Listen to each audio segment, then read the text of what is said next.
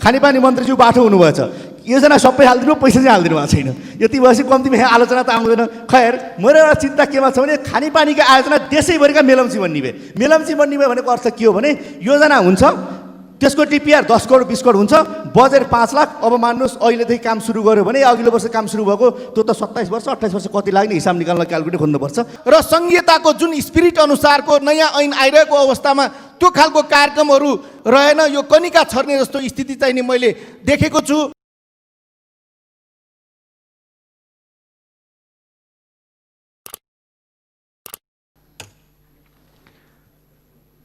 मान्य श्री खगराज अधिकारी, समय 4 मिनट। यसपछि मान्य श्री दिलेन्द्र प्रसाद बडु। सम्माननीय सभामुख महोदय, आज 7वटा मन्त्रालयसँग विनियोजन शीर्षकको छलफलमा हामी भाग लिइरहेका छौँ। यहाँ झन्डै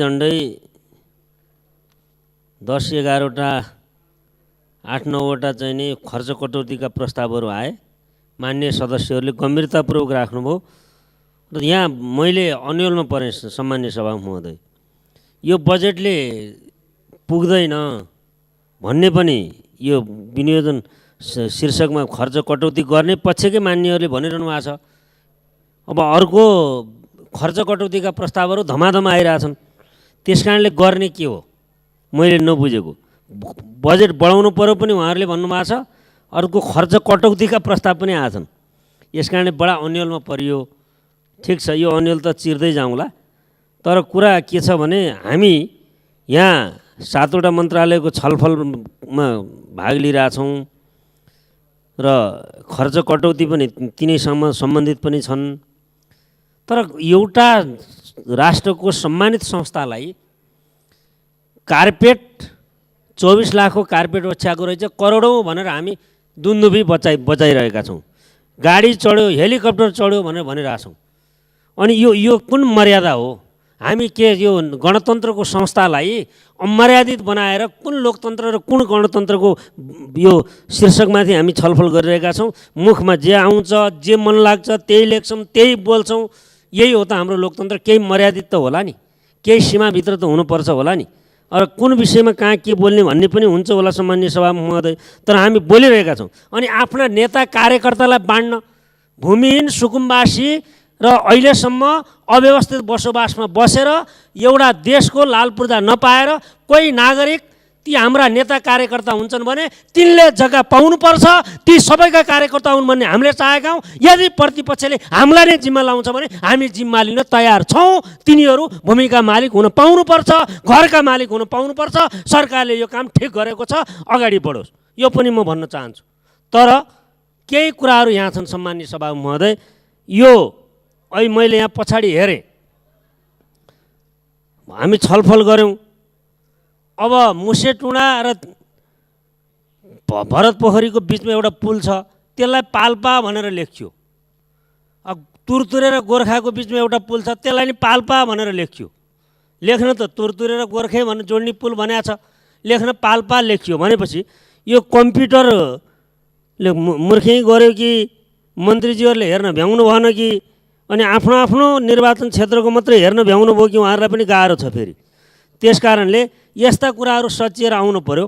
र हुँदा त पोखरा उपमहानगरपालिका भनेर लेख्छ शहरी विकास मन्त्रालयले, अनि लेखनाथ नगरपालिका लेख्छ, पोखरा महानगरपालिका भइसक्यो। अनि त्यहाँ ती कर्मागत खानेपानीको पनि त्यही हालत छ। जस्तै एउटा उदाहरण म बताउँछु, सेरा लिफ्टिङ खानेपानी योजना भन्छ, कलौदी भनेको कुलौली भनेर लेख्छ। त्यो लेख्न थालेको आज 6-7 वर्ष भयो, त्यो निरन्तर छ। त्यस कारणले त्यो कम्तीमा यो बजेट महाशाखामा हुने मन्त्रालयका त्यहाँका प्रमुखहरूले त यो हेर्नु पर्यो नि। मन्त्रीले त सबै हेर्न भ्याउँदैन, स्वाभाविकै हो। तर यस्ता किसिमका किताब छापेर ल्याएर हामीलाई पढ्न अप्ठ्यारो हुने अवस्था नहोस् र त्यसलाई तुरुन्तै करेक्सन गरियोस् भन्ने म भन्न चाहन्छु। जहाँसम्म यो भौतिक पूर्वाधार मन्त्रालयको कुरा छ, पोहोर अथवा चालु आर्थिक वर्षका कर्मागत योजनाहरूलाई बिचैमा पार्ने गरी कुनै पनि बजेट विनियोजन गर्नु त्यो नोक्सानदायी हुन्छ। मैले 2 वर्ष पहिले मान्य सदस्य समय सिद्धियो। ल धन्यवाद। यी कर्मागत योजनाहरू समयभित्रै सक्ने गरी हुनु पर्यो र रणनीतिक मार्गलाई यो जम्मा जम्मी 2 करोडले रणनीतिक मार्ग हुन्छ भनेर 30-40 किलोमिटरको बाटो 2 करोडले पुग्दैन। त्यस कारणले पुग्ने गरी इस्टिमेटका आधारमा ती रणनीतिक मार्गहरू बनाउन पनि त्यस प्रकारको व्यवस्था गरियोस्। र एउटा अन्तिममा म निवेदन गर्न चाहन्छु, बडा रमाइलो छ, शहरी विकास मन्त्रालयमा सुरक्षित आवास कार्यक्रम कास्की क्षेत्र नम्बर 3 भनेर लेख्छ क्या, सबै कास्की लेखे हुन्थ्यो नि। त्यसमा 3 मा पोखरा महानगरपालिका पनि 3 नम्बर क्षेत्रमा पर्ने 11वटा वार्ड मात्रै लेख्छ। त्यस कारणले यस्ता कुराहरू करेक्सन होस्, यही कुरा म यहाँ निवेदन गर्न चाहन्छु। धन्यवाद। मान्य श्री धीरेन्द्र प्रसाद बडु, समय 4 मिनट। यसपछि मान्य श्री चन्द्रकान्त चौधरी। सम्माननीय सभामुख महोदय, म सबभन्दा पहिले त आज यो 7वटै मन्त्रालयहरूमा हाम्रो साथीहरूले राख्नुभएको खर्च कटौतीको प्रस्तावलाई समर्थन गर्न चाहन्छु। मभन्दा पूर्ववक्ता सांसद मित्रलाई यो खर्च कटौती पनि बुझ्नु भएनछ। यथार्थ नै के हो भने अनुत्पादक क्षेत्रको खर्च र चालु खर्चमा कटौती गरेर विकास खर्च बढाउँ बरु भन्ने आशय हो, यसरी बुझ्नुमा आग्रह गर्न चाहन्छु। त्यसकारण म खर्च कटौतीलाई समर्थन गरिरहेको छु। समग्रमा हेर्ने हो भने यो विनियोजनले सन्तुलन न्यायपूर्ण ढङ्गले गर्न सकेको छैन र प्राथमिकता क्षेत्र पनि विनियोजन गर्दा बिर्सेको छ। त्यसकारण यो असन्तुलित छ र समग्रमा भन्ने हो भने 7 नम्बर प्रदेश, कर्णाली र अझ 2 नम्बरमा पनि जति जानुपर्दछ त्यसको सूचकाङ्कको आधारमा र आवश्यकताको आधारमा त्यसरी बजेट गएको छैन। यो अन्यायपूर्ण नै भएको छ र म यसै सन्दर्भमा भौतिक योजना तथा यो पूर्वाधार मन्त्रालयसित म ध्यानाकर्षण गराउन चाहन्छु। मैले सैद्धान्तिक छलफलको क्रममा पनि भनेको थिएँ, लिम्पियाधुरा, लिफुलेक र कालापानी जस्तो राष्ट्रिय महत्त्वको क्षेत्रमा जाने क्रमागत सडक, नयाँ होइन, यस्तो सडकलाई हामीले जुन छुट्टै थियो योभन्दा पहिले, अहिले यसमा महाकाली करिडोरमा गाभेर 4वटा जिल्लासँगै गाभ्दा त्यो बिलायो, हरायो त्यो योजना। त्यसलाई छुट्टै र पर्याप्त योजनासहित विनियोजन हुनुपर्दछ र नेपाली सेना मार्फत छिटोभन्दा छिटो पुरा गर्ने तर्फ म अझै पनि सरकारको ध्यान आकर्षण गराउन चाहन्छु। अर्को विषय सभामुख महोदय, हामीले गत वर्ष र चालु वर्षमा पनि एउटा नीतिगत रूपमा स्वीकार गरेको के हो संसदले भने संघीयता लागू हुनुभन्दा पहिले नै सङ्घबाट, केन्द्र सरकारबाट चालु भएका महत्त्वपूर्ण योजनाहरूलाई नछोड्ने र सङ्घले नै पुरा गरेर सम्पन्न गरिसकेपछि हस्तान्तरण गर्ने प्रदेश र स्थानीय तहमा भन्ने नीतिगत विषय हो। तर यो यहाँ देखिएको छैन। म किन भनिरहेको छु भन्दा संघीयता लागू हुनुभन्दा पहिले बनेका सडकहरू, म दार्चुलाकै सन्दर्भ भन्न चाहन्छु। देथला खार खलङ्का सडक, ऐरी छाना रिठा चौपदा सरमोली सडक, उकु लाली शेरा सडक, दल्लेकधारदेखि एयरपोर्ट नागु हुँदै सिना जाने सडक, अनि दल्लेकधार झुस्कु बाँच गल्फै र आगर सेतकला रानी शिखर देथला सडक, तिमुरपाटा तुसराडी बाननी हुती धौलाकोट सडक यति महत्त्वपूर्ण सडक हुन् जुन क्रमागत थिए। अब त्यो सबै भत्केर सकियो। कसले हेर्ने, को हो त्यसको मालिक भन्ने अवस्था आइरहेछ। त्यसकारण यो अल्पत्र पार्न हुँदैन। अहिले पनि यो नीतिगत विषय हो। सङ्घीय सरकारले यिनमा ध्यान दियोस् र बजेट छुट्याएर सम्पन्न गरेर हस्तान्तरण गर्ने प्रक्रियामा जाओस्। म यसरी आग्रह गर्न चाहन्छु। बरु यसमा त्योभन्दा कम प्राथमिकताको विषय हो अहिले, चाहे त्यो रेलवेको विषय होस्, चाहे त्यो पानी जहाज ल्याउने विषय होस्, त्यस्ता बजेट घटाएर भए पनि त्यहाँ राख्नुपर्छ। म यो आग्रह गर्न चाहन्छु। फेरि खानेपानीको क्षेत्रमा पहाडतिरका गाउँहरू जहाँ मूलहरू छैन, तलबाट ल्याउनुपर्छ, बस्तीहरू माथि छन्, त्यो सुखा क्षेत्रहरू छन्, त्यो विशेष योजना ल्याएर दार्चुलाको कुनै क्षेत्रमा चौलानी नदीबाट लिफ्ट गर्ने एउटा बृहत योजना डिपिआर बनिसकेको अवस्था थियो। त्यसमा बजेट व्यवस्था म देखिरहेको छैन।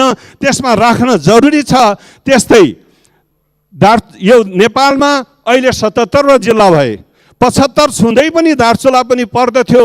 हाम्रो युवा तथा खेलकुद मन्त्रालयलाई त्यो जिल्लाको सम्झना भएनछ। दार्चुलामा कुनै पनि योजनामा खेलकुद मन्त्रालय देखिरहेको छैन। कबरडहल जुन सदरमुकाममा थियो, 72 सालको बाढीले क्षतिग्रस्त भयो, त्यसपछि त्यसको बेहाल छ। किन त्यसमा बजेट नराखिएको? त्यसकारण त्यसलाई पुनर्निर्माणका निमित्त बजेट राखिनु पर्यो र त्यस्तै मारमा क्षेत्र, लेखम क्षेत्र, गोकुलेश्वरमा थप एउटा कवर्ड हल एउटा दिने गरी म सरकारको र खेलकुद मन्त्रालयको विशेष रूपले ध्यान आकर्षण गराउन चाहन्छु, आग्रह गर्न चाहन्छु।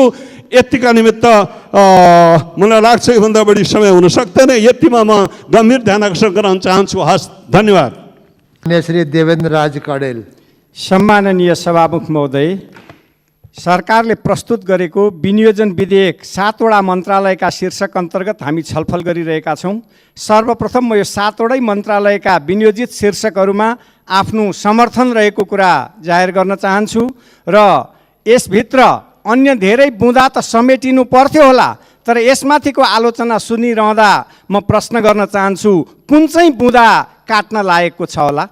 यसर्थ यसमाथि धेरै अन्य बजेट राख्न सकिन्थ्यो, ठुलो दायरा बनाउन पर्थ्यो, तर कोरोनाको कहरभित्रबाट, आर्थिक सीमित स्रोतभित्रबाट यो बजेट आएकोले गर्दा यसलाई म जोरदार समर्थन गर्न चाहन्छु। सभामुख महोदय, म सर्वप्रथम भूमि व्यवस्था मन्त्रालय अन्तर्गत पस्न चाहन्छु। विगत 2 वर्षमा 2टा अत्यन्तै राम्रा भूमिभित्र भएको अव्यवस्थालाई व्यवस्थित गर्न चाहिँ ऐनहरू बने। एउटा चाहिँ भू उपयोग ऐन र अर्को भूमि ऐन 8औं संशोधन, 7औं संशोधन पनि भएको छ। 8औं संशोधन र 7औं संशोधन र भू उपयोग ऐनलाई कार्यान्वयन गर्नका लागि भर्खरै मन्त्रालयले भूमि सम्बन्धी समस्या समाधान आयोग गठन गरेको छ। म यो आयोगलाई पूर्ण सफलतामा लानका लागि मन्त्रालयले आफ्ना कार्ययोजना अगाडि बढेर जाओस् र यसमा पूर्णतया हाम्रो साथ समर्थन रहनेछ भन्ने कुरा म जाहेर गर्न चाहन्छु। र वास्तवमा सुकुम्बासीहरूलाई जग्गा दिने वा सुकुम्बासी आयोगले अब जमिनमाथिको किचोलो समाप्त पार्छ भनेपछि केही टाउको दुखाइ सुरु हुने गर्छ देशभित्र।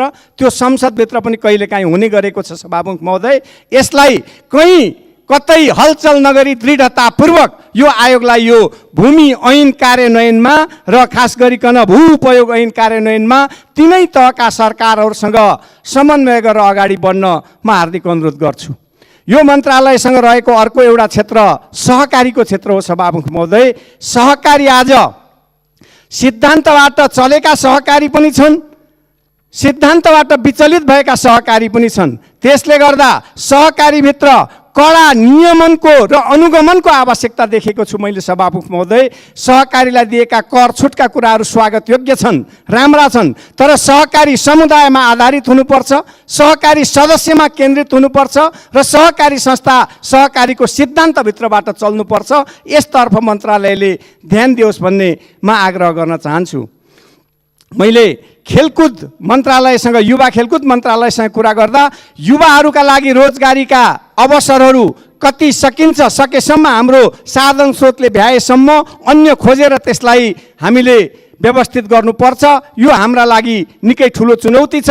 त्यो चुनौतीलाई सामना गर्ने गरी नै बजेटका शीर्षकहरू आएको देखेको छु। सभामुख महोदय, र हरेक स्थानीय पालिकाहरूमा खेल मैदान बनाउने कुरा अत्यन्तै स्वागत योग्य छ र खेलकुदको विकास र खेल मैदानको विकासका लागि विशेष ध्यान दियोस् भन्ने र यो बजेटलाई पूर्ण रूपमा कार्यान्वयनमा लिएर जानका लागि अथक प्रयत्न गरोस् भन्ने म हार्दिक शुभेच्छा र मेरो भनाइ पनि राख्न चाहन्छु।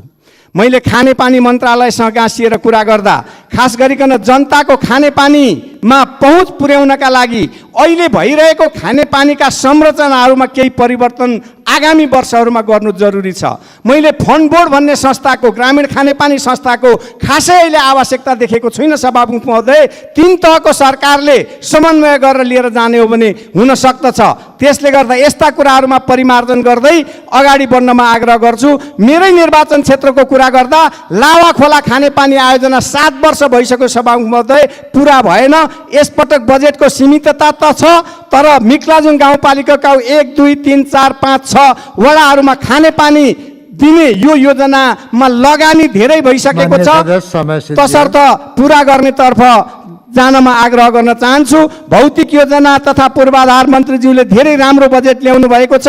म धरान पूर्वको मदन भण्डारी मार्गलाई तुरुन्तै पुरा गर्नका लागि आग्रह गर्छु र वातावरण मैत्री विद्युतीय सवारी यातायातको व्यवस्थामा अलिक जोड दिनुपर्छ भन्ने आग्रह गर्न चाहन्छु र मैले महिला ज्येष्ठ नागरिक बालबालिका मन्त्रालयमा हरेक स्थानीय तहमा एउटा कम्तीमा पनि ज्येष्ठ नागरिक मिलन केन्द्र बनाउने तर्फ आगामी मान्य बजेटमा सदस्य। सोच पुगोस् भन्ने ध्यान आकर्षण गर्दै यो बजेटको यो पूर्णतया यी विनियोजन शीर्षकहरूमाथि 7वटा मन्त्रालयका शीर्षकमाथि मेरो पूर्ण समर्थन रहेको कुरा छलफलमा उठाएर बिदा हुन्छु। धन्यवाद।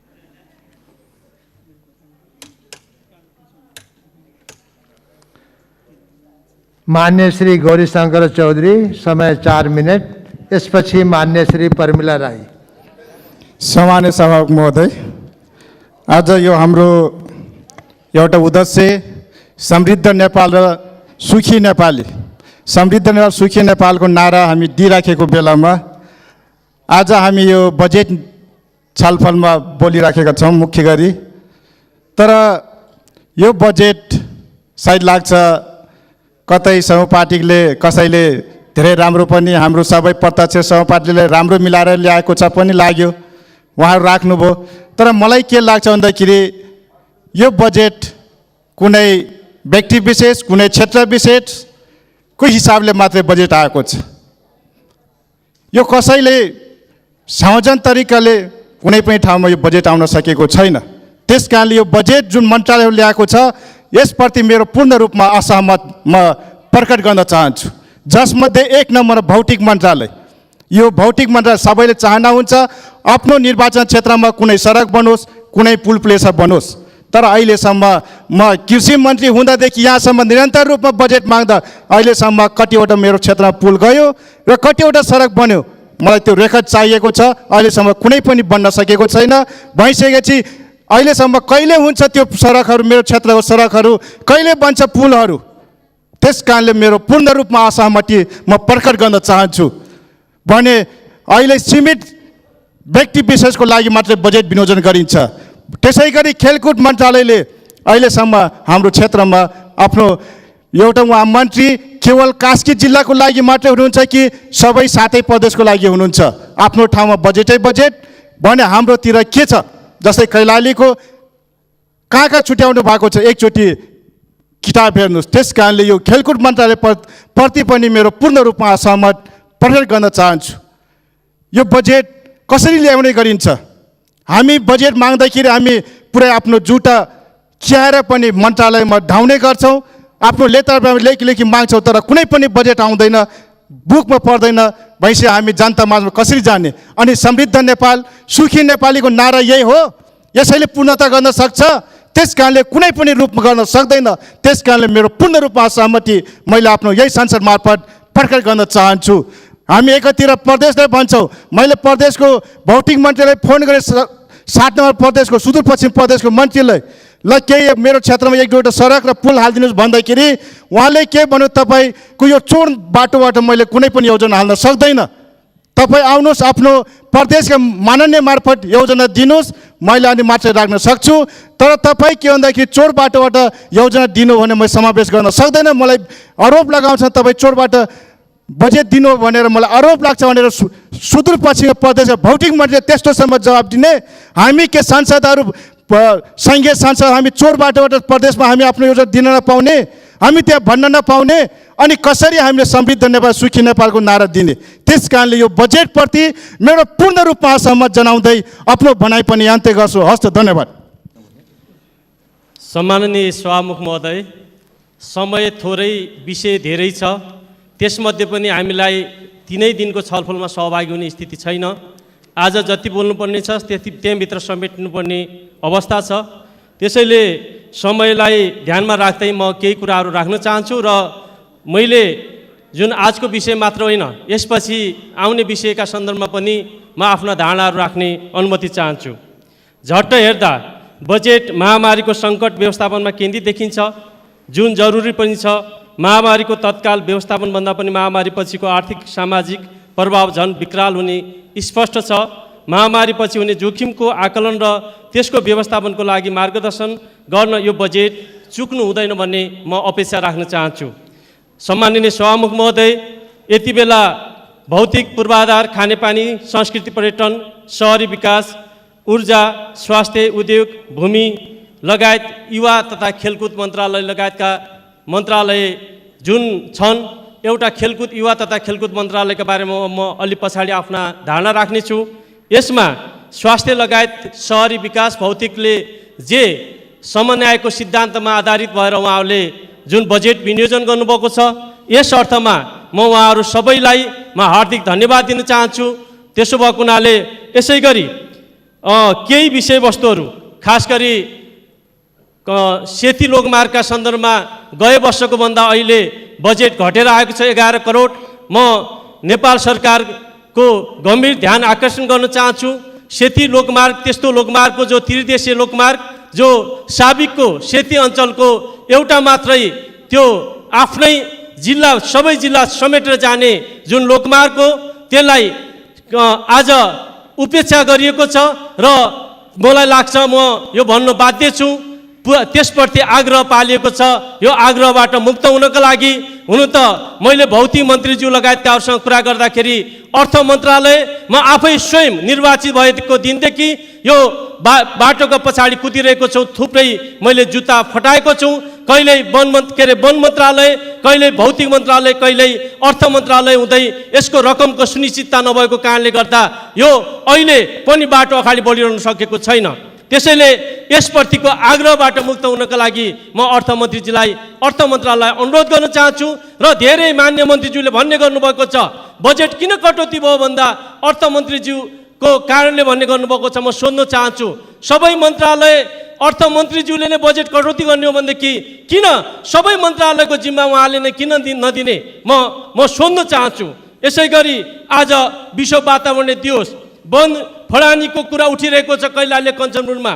म यसलाई तत्काल छानबिन गरियोस् र कानुन कारबाही गरियोस्। यसो भनिरहँदा विदेशीहरूको जुन खास गरी नेपाली बजारलाई कब्जा गर्ने उद्देश्यका साथ, षड्यन्त्रका साथ र नेपाली उत्पादनलाई सडाएर विदेशी उत्पादनले कब्जा गर्ने षड्यन्त्रका साथ यदि कहीँ कतै खेलोमेलो भएको छ भनेदेखि यतातिर पनि सरकारको गम्भीर ध्यान जाओस् भन्ने कुरा राख्न चाहन्छु। अन्तमा खेलमा धेरैचोटि मैले भन्ने गरेको छु र मैले अनुरोध गरेको छु। हुन त मान्य खेलकुद मन्त्री मेरो अनन्य मित्र हुनुहुन्छ। म आज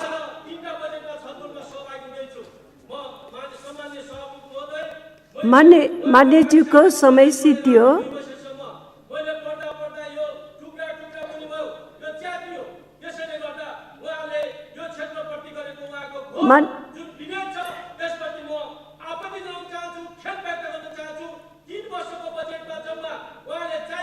मान्यज्यूको समय सिद्धियो।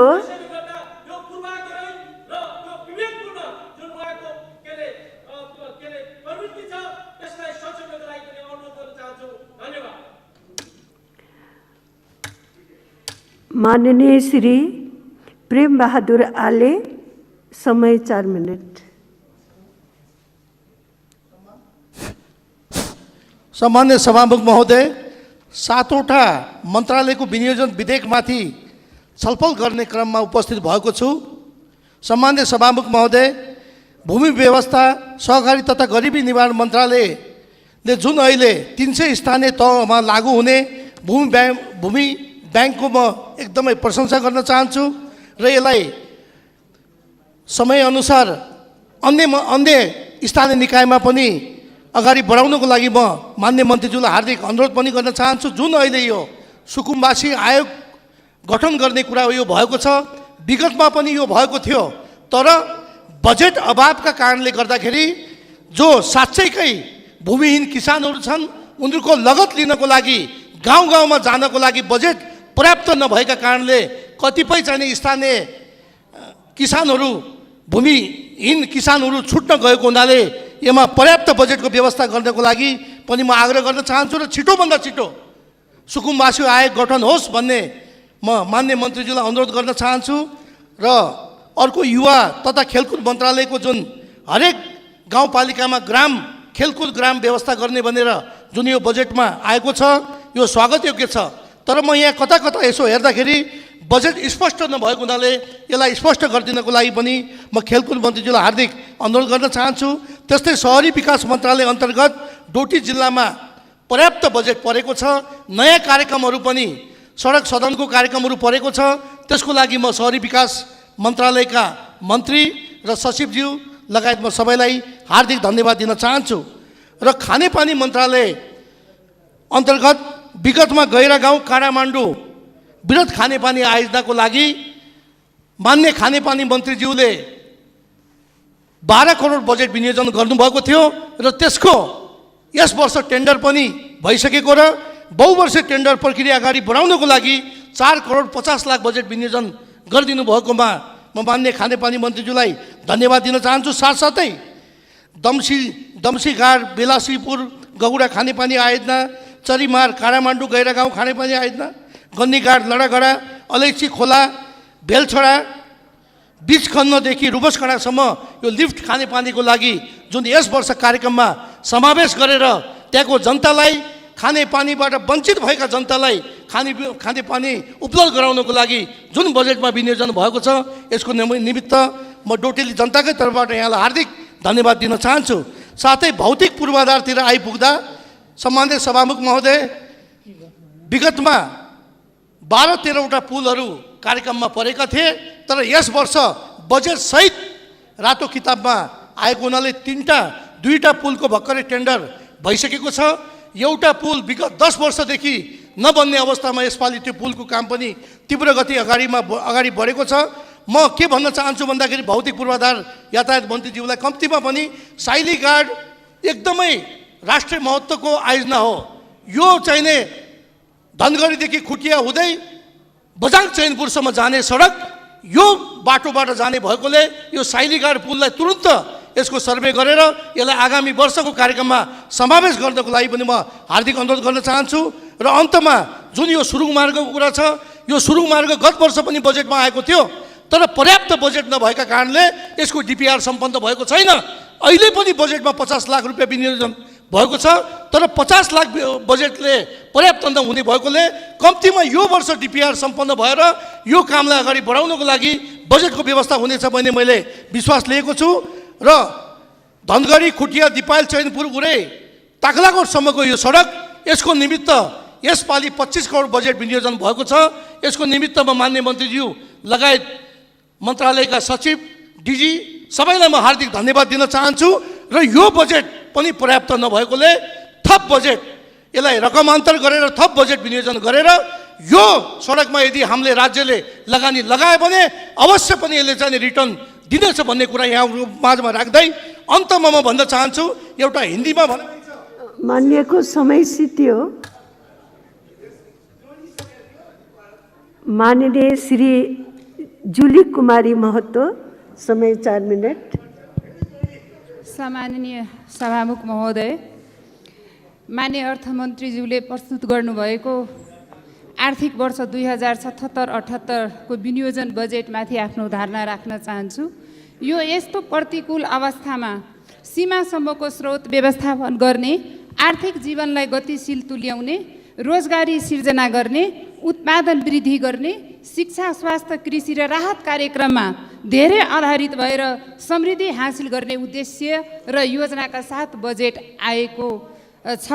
म पूर्ण समर्थन गर्न चाहन्छु। सभामुख महोदय, छुट्याएको आज 7 वटा मन्त्रालय अन्तर्गतका विनियोजित बजेट छलफल सम्बन्धमा आफ्नो धारणा राख्न चाहन्छु। भौतिक मन्त्रालय अन्तर्गत सडक सञ्जाललाई विस्तार गरी तराई मधेस पहाड र हिमाली क्षेत्रको जनजीवन र आर्थिक गतिविधिमा उल्लेखनीय परिवर्तन ल्याउन र पूर्व पश्चिम विद्युतीय रेल मार्ग क्रमशः सम्पन्न गर्न तथा आन्तरिक तथा बाहिरी जल यातायात विकास गर्नको लागि आर्थिक वर्ष 2077-78 को बजेटमा प्रतिकूलताको बावजुद पनि 1,38,64 करोड विनियोजन गरेकोमा धन्यवाद दिन चाहन्छु। तर विनियोजन गरेको बजेट शीर्षक अनुसार मिलेको छैन। सभामुख महोदय, खर्च गर्न सकिने शीर्षकमा कम बजेट र खर्च गर्न नसक्ने शीर्षकमा बजेट विनियोजन गरिएको छ। सभामुख महोदय, 165 निर्वाचन क्षेत्रहरूमा निर्माणाधीन सडक पूर्वाधार विकास कार्यक्रम पहाडी जिल्लातर्फ र तराई मधेस सडक पूर्वाधार विशेष कार्यक्रम अन्तर्गत विनियोजन गरेको बजेट चालुक आर्थिक वर्ष 2076-77 को तुलनामा आगामी वर्ष 2077-78 को बजेट विनियोजनमा करिब 60% घटाइएको छ, जुन निर्माण मैत्रीको हिसाबले ठिक छैन। सभामुख महोदय 165 निर्वाचन क्षेत्रका एकभन्दा बढी स्थानीय तह जोड्ने निर्वाचन क्षेत्र रणनीतिक सडक कार्यक्रमको लागि विनियोजन गरेको बजेट अपुग भएकोले विनियोजन गरेको रकममा 7% रकम थप गर्न माग गर्दछु। सामान्य सभामुख महोदय, नागरिकको सुरक्षित आवासको हक सुनिश्चित गर्न शहरी विकास मन्त्रालयतर्फ आगामी 3 वर्षभित्र सबै खर र फुसका छाना भएका घर प्रतिस्थापन गर्ने विनियोजन गरिएको बजेट अपुग भएकोले यस शीर्षकमा पुनः विचार गरी बजेट थप गर्न अनुरोध गर्दछु। सभामुख महोदय, त्यस्तै खानेपानी तथा सरसफाइ मन्त्रालय अन्तर्गत आगामी आर्थिक वर्षभित्र आधारभूत स्तरको खानेपानीको सुविधा 94% जनसङ्ख्यामा पुर्याउने प्रतिबद्धता कागजमा मात्र सीमित नगरी सही अर्थमा लागू होस् भन्ने माग गर्न चाहन्छु।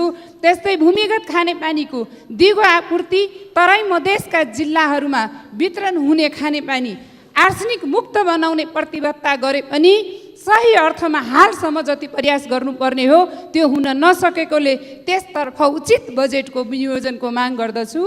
सभामुख महोदय, भूमि व्यवस्था मन्त्रालय अन्तर्गत बजेटमा महत्त्वपूर्ण कार्यक्रमहरूको व्यवस्था गरेको छ। भूमि अभिलेख, त्यस्तै गरिब घर परिवारका पहिचान सहितको परिचय पत्र वितरण गर्ने, मालपोत सम्बन्धी अनलाइन प्रणाली, भूमिमा पहुँच पुर्याउने, त्यस्तै सुकुम्बासी समस्या समाधान गर्ने। तर बजेट पर्याप्त नभएको भएर यसमा बजेट थप गर्न हुन अनुरोध गर्दछु।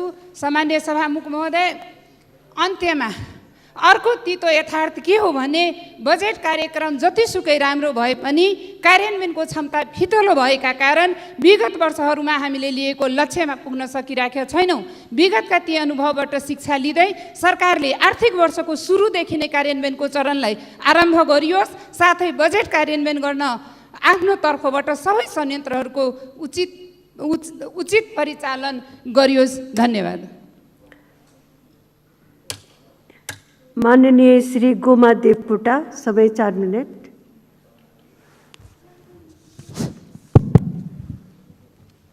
सम्माननीय सभामुख महोदय, 2077-78 को बजेट विनियोजनमाथि 7वटा मन्त्रालयको छलफल गर्न गइराखेको छु।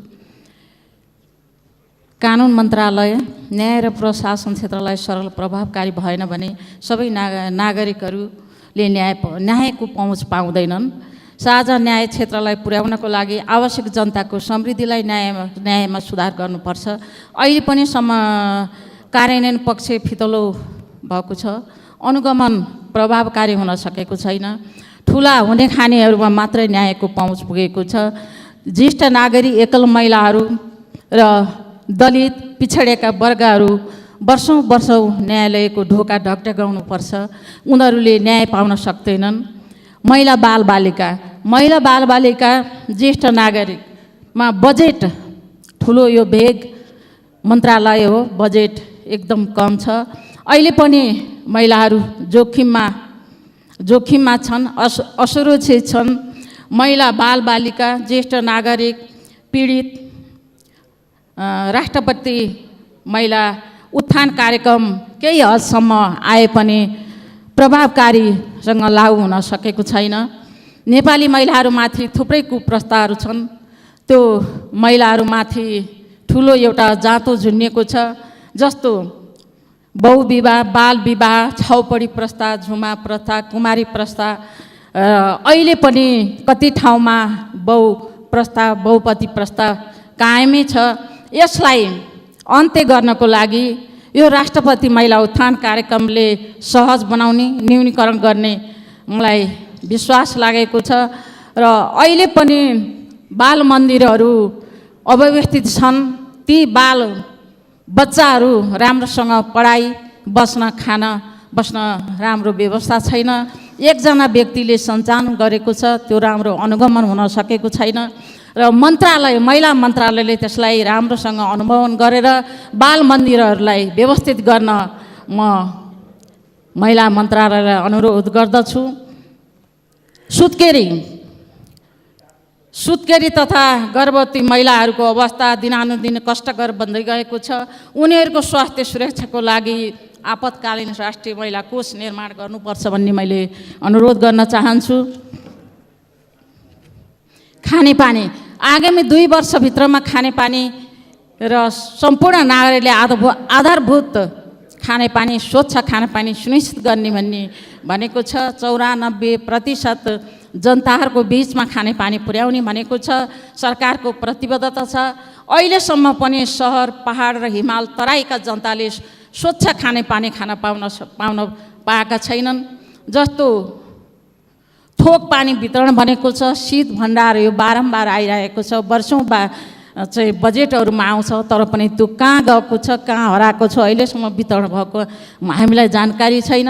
मेलम्ची खानेपानी पूर्णै दसैँमा मेलम्ची खानेपानी आउँछ भनेर जनताहरू आकाशतिर हेरिराखेका थिए, मेलम्चीतिर हेरिराखेका थियो। अब फेरि अर्को वर्षमा त्यो मेलम्ची खानेपानी आउने भन्ने काठमाडौँका उपत्यका जनताहरू खुसी छन्। म मन्त्रीजीलाई धन्यवाद पनि दिन चाहन्छु। पक्कै पनि अर्को दसैँमा मेलम्ची खानेपानी शुद्ध खानेपानी काठमाडौँका जनताले, उपत्यका जनताले, देशका जनताहरूले खान पाउने विश्वास गरेको छु। भूमि गरिब निवारण मन्त्रालयमा बजेट कम छ, यो पनि भेग छ।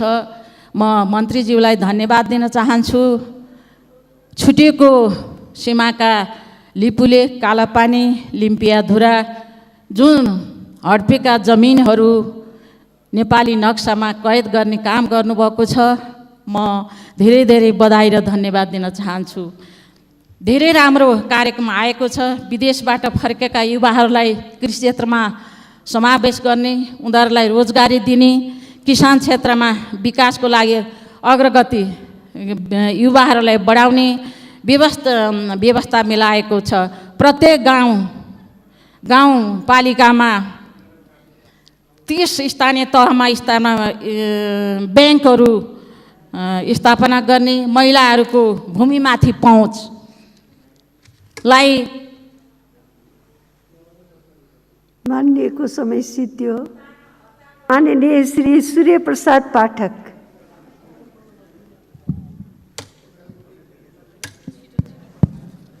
सम्माननीय सभामुख महोदय, माननीय अर्थमन्त्रीज्यूले सम्मानित सदन समक्ष प्रस्तुत गर्नुभएको बजेट वक्तव्य, त्यो वक्तव्यमा आधारित भएर विभिन्न मन्त्रालयहरूले आगामी आर्थिक वर्षका योजनाहरू सार्वजनिक गर्नुभएको छ।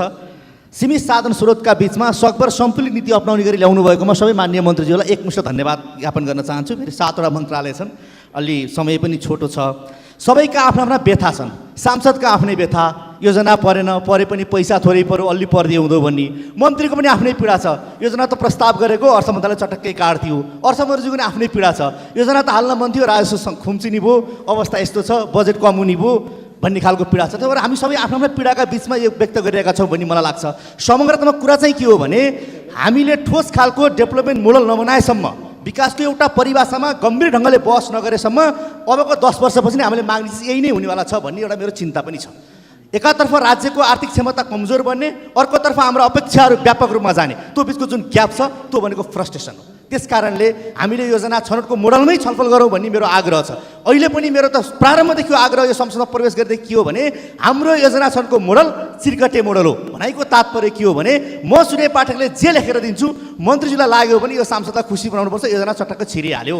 त्यसबाट कति प्रतिफल हुन्छ, त्यसबाट नेपालको इकोनोमीलाई, हाम्रो देशको इकोनोमीलाई कति कन्ट्रिब्युसन हुन्छ हामी कहिले पनि अध्ययन गर्दैनौँ। त्यस कारणले यो चिरकटे टाइपको योजना छनौटबाट वस्तुनिष्ठ भएर प्रतिफलका आधारमा हामीले योजना छनौट नगरेसम्म हामी बोलिरहन्छौँ, हजुरहरूले सुनिरहनुहुन्छ, कुरा यही नै हुन्छ। तर पनि सीमित साधन स्रोतका बिचमा राम्रै आएका छन्। यति बेला भने उहाँलाई प्रशंसा गर्नुपर्छ भन्ने मलाई लाग्छ। चित्त धेरै नदुखाउनु होला, एउटा गीत मात्रै सम्झे हुन्छ, फुलको आँखामा फुले संसार, काँडाको आँखामा काँडै संसार। अब म एउटा कुरा कानुन मन्त्रीज्यूलाई मैले आग्रह गर्न चाहन्छु, यो न्याय महँगो भयो भन्ने खालको कुरा छ। यो न्याय महँगो भनेको कुरा के होला भने अदालतमा जाँदा वकिल प्रयोग गर्नु पर्यो, वकिलहरूको फिस चौपट छ, त्यस कारणले न्याय महँगो भयो भन्ने खालको छ। न्यून आय भएका मान्छेलाई शून्य लागतमा न्याय कसरी पाउँछ यतातिर अलिकति विचार गरिदिनु होला भन्ने मैले विनम्रतापूर्वक जनताको आवाज राख्ने जस्ताको तस्तै। भौतिक मन्त्रीलाई धेरै धेरै धन्यवाद छ, उहाँले खास गरिकन कार्यकाल सम्हालिसके पछाडि विभिन्न मिडियामा पनि आएको छ, काठमाडौँमा हामी हुँदा पनि अनुभूति भएको छ, असाध्यै छोटो समयमा उहाँले निकै राम्रो काम गर्नुभएको छ। म उहाँलाई धेरै धेरै धन्यवाद दिन चाहन्छु। केही सन्तुलित खालको अवधारणा पनि उहाँले ल्याउनु भयो। जस्तै हाम्रो एउटा भनाइ के थियो भने जहाँ नेता त्यहाँ सडक भन्ने थियो, यसपटक उहाँले तोड्ने प्रयास गर्नुभएको छ र सबै निर्वाचन क्षेत्रलाई सकभर समान ढङ्गले 10 करोड पैसा चाहिँ विनियोजन गर्नुभयो। त्यो अगाडि बढेको छ, त्यो बिचमा नरोकियोस्, अल्पत्र नहोस्, त्यसलाई निरन्तर रूपमा अगाडि बढाउनका लागि मैले विशेष रूपमा आग्रह गर्न चाहेँ। गरिबका घरहरू खास गरिकन यो खरका छानाका घरहरूलाई विस्थापित गर्ने ढङ्गको जुन कार्यक्रम शहरी विकासले ल्याएको छ त्यो असाध्यै राम्रो छ, त्यसलाई हामीले कार्यान्वयन गरेर गयौँ भने धेरै मान्छेहरू लाभान्वित हुनुहुन्छ। म अर्को धन्यवाद दिन चाहन्छु भूमि सुधार मन्त्रीज्यूलाई, एउटा भूमि ब्याङ्कको कन्सेप्ट ल्याउनु भएको छ। भूमि ब्याङ्कको बारेमा बहसै नभइकन त्यसै यो त दलाली व्यवस्था हो भनेर पनि यहाँ चर्चा परिचर्चा भयो। म खण्डन मन्दिर जान चाहन्न, हामी किनभने विषयवस्तु गहिराइमा भन्दा पनि सतैमा प्रतिक्रिया व्यक्त गर्दाखेरि कहिलेकाहीँ जनताको बिचमा आएका राम्रा कार्यक्रम पनि ओझेलमा पर्न सक्ने खतरा हुन्छ। मैले खालि त्यता मात्रै ध्यान आकर्षण गराउन चाहेको। अर्को सुकुम्बासी समस्यालाई समाधान गर्ने हिसाबले जुन प्रयास भएको छ यो सकारात्मक छ। सुकुम्बासी सूर्यलाई भोट मात्रै भोट हाल्ने मान्छे सुकुम्बासी त होइन होला, सूर्य भने सूर्य चिन्ह भनेको या अरू चिन्हलाई भोट हाल्ने मान्छे पनि सुकुम्बासी छ होला नि त। यस्तो कुरामा हामी किन राजनीति गर्ने? सबै मान्छेलाई हामीले जग्गा जमिन दिउँ, जसको जग्गा जमिन छैन, जो सुकुम्बासीको परिभाषाभित्र पर्छन्, यस्तो कामहरू उहाँले ल्याउनु भएको छ। यो काम अगाडि बढोस्। सहकारीको क्षेत्रमा अलिकति विकृति छ भन्ने खालको चर्को गुनासो छ, खास गरिकन सहकारी उत्पादनमा लाग्नुपर्ने बैङ्किङ कारोबार गर्न गाउँतिर बढी गएर अहिले गाउँमा त चौपट ब्याज लिए भन्ने खालको ठुलो गुनासो छ। यसमा मन्त्रीज्यूको माननीय मन्त्रीज्यूको पक्कै पनि ध्यान जानेछु भन्ने म आग्रह गर्न चाहन्छु। खेलकुद मन्त्रीज्यूलाई अलिक पीडा छ, किनभने उहाँको बजेट सर्लकै हटाइदिनु, अब के माग्ने उहाँसँग? 1 अरब चाहन्छन् बजेट छ, गर्नुपर्ने काम धेरै छन्, त्यही पनि मिहिनेत गर्नुभएको छ, धन्यवाद छ। खानेपानी मन्त्रीज्यू बाटो हुनुभएछ, योजना सबै हालिदिनु, पैसा चाहिँ हालिदिनु भएको छैन।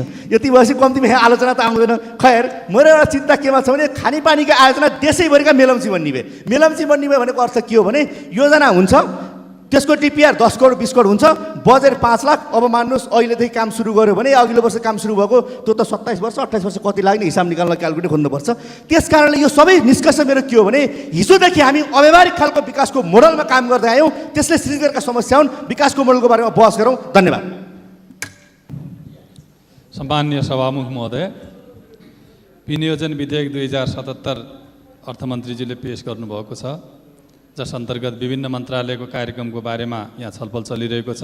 म सर्वप्रथम विनियोजन विधेयक 2077 र यहाँ प्रस्तुत मन्त्रालयगत कार्यक्रमलाई समर्थन गर्न चाहन्छु र ती कार्यक्रमहरूलाई कार्यान्वयन गर्नको लागि केही सुझावहरू यहाँ पेश गर्ने अनुमति चाहन्छु। खास गरेर भौतिक योजना मन्त्रालय अन्तर्गत महाकाली कोरिडोर अन्तर्गत दार्चुला तिङ्कर सडकलाई यसपालि महत्त्वका साथ अगाडि सारिएको छ। यो सडक सुदूरपश्चिम प्रदेशको मात्र नभई राष्ट्रिय रूपमै महत्त्वपूर्ण सडक हो। यसले एकातिर कालापानी लिपुलेकलाई जोड्छ, यसकारणले यो सामरिक महत्त्वले पनि यो महत्त्वपूर्ण सडक छ। दोस्रोतर्फ कञ्चनपुरको ड्राई पोर्टबाट 425 किलोमिटरमा यो तिब्बतको तागलाकोट पुग्छ, यसकारणले यो सडकको व्यापारिक महत्त्व पनि छ। र तेस्रो कैलालीबाट, कैलालीको एयरपोर्टबाट कैलाश मानसरोवर 475 किलोमिटरमा यो सडक पुग्छ, जसले यसको धार्मिक र पर्यटकीय महत्त्व पनि छ। यसकारणले यो अत्यन्त महत्त्वपूर्ण सडकलाई राष्ट्रिय गौरवको सडकको रूपमा आगामी दिनमा कार्यान्वयन गर्नुको लागि म भौतिक योजना मन्त्रालयलाई अनुरोध गर्न चाहन्छु। यस्तै विगतमा सङ्घ अन्तर्गत सञ्चालित र प्रदेश हस्तान्तरित थुप्रै सडकहरू आज बजेट अभावले अल्पत्र छन्। देथला खार खलङ्गा सडक जुन दार्चुलाको वैकल्पिक सदरमुकाम जोड्ने सडक हो, जो अहिले प्रदेश गौरवको सडकको बाटोको रूपमा पनि कार्यान्वयन भइरहेको छ। यसमा यस वर्ष भौतिक योजना मन्त्रालयले 7 करोड बजेट पनि विनियोजन गरेको छ। यो सडकलाई आगामी वर्षमा कालोपत्र गर्नलाई सम्पन्न गर्नको लागि पर्याप्त बजेट भौतिक योजना मन्त्रालय र सरकार मार्फत विनियोजन होस् भन्ने म माग गर्न चाहन्छु। त्यस्तै कर्मागत सङ्घबाट सञ्चालित सडकहरू जुन प्रदेश हस्तान्तरित भएका छन्, भर्तोलाउको सेरा सडक, बिटुले पारिबगढ खण्डेश्वरी सडक, तिमुरबाट बानुनी सडक, ऐरछना रिठचौबाट धन्तला सडक, देथला रानीशिखर आगर सडक, दल्लेख नागु सिना सडकलाई पर्याप्त बजेट उपलब्ध गराउन समेत म माग गर्न चाहन्छु। किनभने सङ्घबाट सञ्चालित र हाल प्रदेश हस्तान्तरित सडकहरू प्रदेशले पर्याप्त स्रोत विनियोजन नगर्दाखेरि यी सडकहरू अल्पत्र छन्। नेपाल सरकारको नीति पनि छ यी सडकहरूमा पर्याप्त बजेट विनियोजन गरेर यी सडकहरू सञ्चालन गर्न सक्यौँ भने मलाई लाग्छ पूर्वाधार क्षेत्रमा समग्र ठाउँका जनताहरूले एउटा लाभ लिन सक्नेछन्। खानेपानी अन्तर्गत हाल दार्चुला जिल्लामा 90वटा योजनाहरू जुन प्रदेश हस्तान्तरित योजनाहरू छन् ती अल्पत्र छन्। लामो समयदेखि ती योजनाहरूमा पर्याप्त बजेट नभएर आधा अधुरा रहेका छन्। खानेपानी मन्त्रालयले विगतमा खानेपानी मन्त्रालयबाट सञ्चालित योजनाहरूलाई पर्याप्त बजेट उपलब्ध गराएर यी योजनाहरूलाई सम्पन्न गर्नको लागि आवश्यक बजेट विनियोजन गर्नुपर्नेछ। यसको लागि पनि म अनुरोध गर्न चाहन्छु। सुक्खाग्रस्त क्षेत्र अन्तर्गत चमेलिया खानेपानी योजना, कुणी खानेपानी योजना, कुणी कुस्काँडा खानेपानी योजनामा यस वर्ष 5 करोड बजेट विनियोजन भएको थियो। आगामी वर्षको लागि 4 करोड बजेट विनियोजन भएको छ। यसलाई छिटोभन्दा छिटो ठेक्का मार्फत अगाडि बढाउनको लागि म खानेपानी मन्त्रीज्यूलाई अनुरोध गर्न चाहन्छु। त्यो क्षेत्रका जनताहरू खानेपानीबाट अत्यन्त पीडित छन् र दार्चुला जिल्लाका सम्पूर्ण ती 90वटा योजनाहरूलाई छिटोभन्दा छिटो सम्पन्न गर्न सक्यौँ भने दार्चुला जिल्लाका समग्र भेगका जनताहरूले शुद्ध खानेपानी उपलब्ध गर्नेछन्। यसबारेमा खानेपानी मन्त्रालयको ध्यान आकर्षण गर्न चाहन्छु। यस्तै खेलकुद मन्त्रालय अन्तर्गत यस वर्ष दार्चुला जिल्लामा कबड हल निर्माणको लागि 50 लाख बजेट विनियोजन थियो। त्यो कर्मागत रूपमा काम भइरहेको छ तर आगामी वर्षको बजेट पुस्तिकामा त्यो शीर्षक देखिएन। यसरी यस वर्ष कार्यक्रममा राखेर खेलकुद मन्त्रालयले बजेट लगानी गर्ने र आगामी वर्ष कार्यक्रममै नराख्ने हुँदाखेरि त्यो अल्पत्र पर्ने अवस्था छ। यसकारणले यस वर्ष बजेटमा भएर बजेट विनियोजन भएर काम सुरु भएको दार्चुला जिल्ला सदरमुकाममा जुन कबर्ड हल निर्माण भइरहेको छ त्यसलाई चाहिँ आगामी वर्षमा पनि निरन्तरता दिनको लागि म हार्दिक अनुरोध गर्न चाहन्छु। शहरी विकास मन्त्रालय अन्तर्गतका कार्यक्रमहरू दुर्गम भेगमा ज्यादै न्यून मात्रामा छन्। शहरी विकास मन्त्रालय सीमित सहरहरूमा मात्रै केन्द्रित भएको छ। यसले गर्दाखेरि शहरी विकास मन्त्रालय अन्तर्गतको बजेट एक किसिमले विभेदकारी ढङ्गले विनियोजन भएको छ। मैले यसमा के सुझाव दिन चाहन्छु भने समग्र देशलाई, समग्र प्रदेशलाई र सम्पूर्ण निर्वाचन क्षेत्रलाई केन्द्रित गरेर शहरी विकास मन्त्रालयका कार्यक्रमहरू आगामी दिनमा कार्यान्वयन हुनेछन्। म यही सुझाव दिन चाहन्छु। धन्यवाद। माननीय श्री नरबहादुर धामी, समय 4 मिनट। सम्माननीय सभामुख महोदय, आज हामीले विनियोजन विधेयकमाथि छलफल गर्दै गर्दा हामी सुरुदेखि नै के कुरामा कन्भिन्स थियौँ भने नेपाल सरकारको नीति सुखी नेपाल समृद्ध नेपाल सुखी नेपाली, यो नीतिका आधारमा हाम्रो चाहिँ सरकारको नीति र प्राथमिकता, सिद्धान्त र प्राथमिकताहरू र बजेट यतिसम्म हामी छलफल गर्दै गर्दा सदनमा सबैमा हौसला थियो, सबैमा खुसी जस्तै देखिन्थ्यो र सबै अलि उत्साहितै थिए र स्वाभाविक ढङ्गले विगतका वर्षहरूभन्दा यो वर्ष केही उत्साहजनक बजेट आउँछ कि केही मतलब कि सबैका भावनालाई समेट्न सक्ने आधारहरू यो बजेटले तयार गर्छ कि भन्ने कोणबाट हामी त्यो खालको आशा गरिरहेका थियौँ। तर जब विनियोजन विधेयकहरू आउँछ, जब मन्त्रालयगत हिसाबले बजेटहरूको वितरण हुन्छ, त्यति बेला कम्प्लिट रूपमा विभेदकारी ढङ्गले चाहिँ आइएको स्थिति देखिन्छ र केही क्षेत्रमा